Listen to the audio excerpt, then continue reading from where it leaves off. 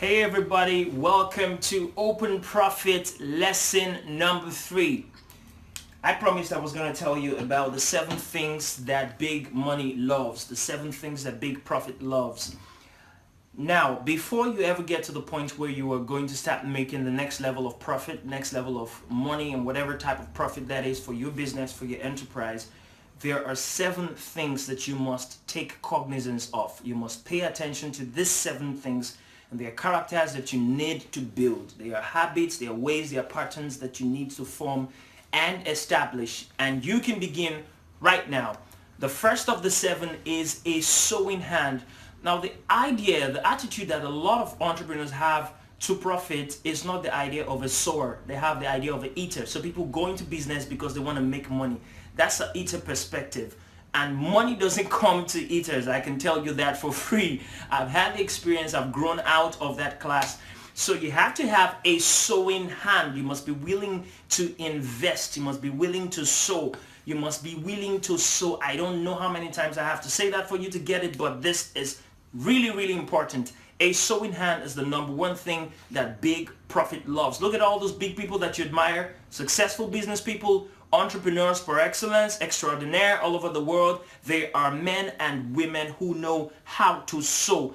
The second thing that you need to form is a keen eye, all right? A keen eye is the second quality that big profit admires and looks out for. A keen eye. You need to be able to look at an economy, at a system, and see opportunities, at problems and see opportunities. You need to be able to do that. A keen eye. Now, what most people do, and here's why most people fail in business. Something happens and they don't look at it and say, all right, what's the opportunity that this is bringing to me? Because nothing happens for no reason. Nothing is just empty void, right? Nothing just happens in a vacuum. Every occurrence has a profit.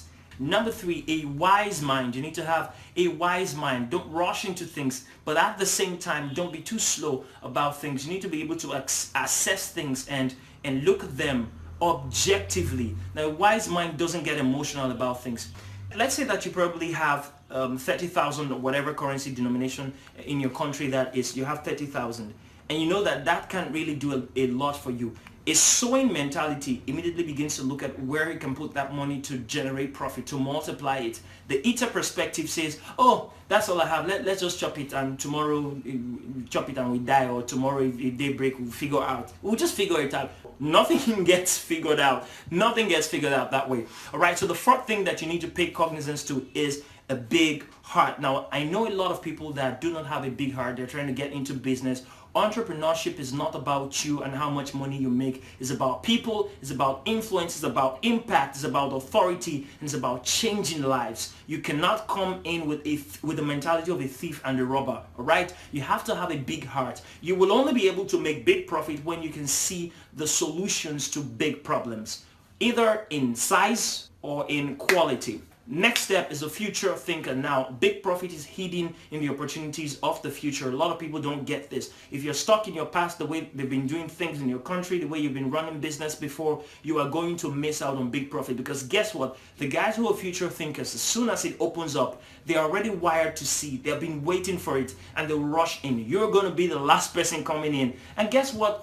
What's the margin you're going to reap? You're not going to get a good margin because you are not thinking in terms of the future. You're still stuck in your past, the way you used to do things before, your comfort zone. Get out of it and be a future thinker. The next, which is number 6, is a decisive step. Now, here's where a lot of people fail, and I'm saying this specifically because I'm going to be opening you up in the following trainings, the following lessons to a number of business and profit and investment opportunities across the world, and that you will be open to invest in and watch your money grow. The aim is to grow your profit 70 to 100% within the next 6 to 9 months. And I've made that promise, and I've watched my profit and those of my mentors and those that I learned from and those of my peers that we've been doing this together before. I'm making it public now. I've watched it grow massively. So what I'm telling you is to help you. This is not about me. I have a vision to help 3,000 entrepreneurs in 2019 gain this sort of profit. So,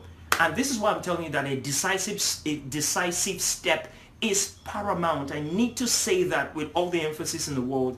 Most people look at opportunities and then they make up excuses because a lot of fear is in their minds. They are holding on to the fears and failures of their pasts, and they do not make decisive steps. So fast forward 3 years, they're still kind of where they were before. They're still stuck in the past, and they haven't made the progress that some of them may even want you to believe that they've made, because they missed out on an opportunity they could have made a decisive step for. Once you get through the adequate knowledge, and you don't have to know everything about an opportunity, you have to know the basics. Once you know the basics, make your move. All right, the seventh thing is a what? A patient finger. A patient finger. Here's where another group of people miss out. They've finally gone through all of the 6 levels. They are a sowing hand. They are a keen eye. They have a wise mind. They have a big heart. They are future thinkers. They've made this decisive step. And then they get to the part where they get impatient. The opportunity is about to yield, but they don't know that. So a lot of disappointments, stuff is happening. There's a lot of drama on the scene. And then they pull out. You know what happens? As soon as they pull out, everything works out. But guess who reaps the benefits? Those who stayed put.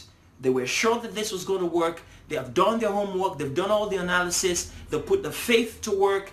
And now they put their monies to work. They put their efforts, their hands to the plow. And they are not looking back. If you have an impatient finger, you will never come to the realm of big profit. Profit is like a spirit. It can tell. And it's in for those who are in for the win.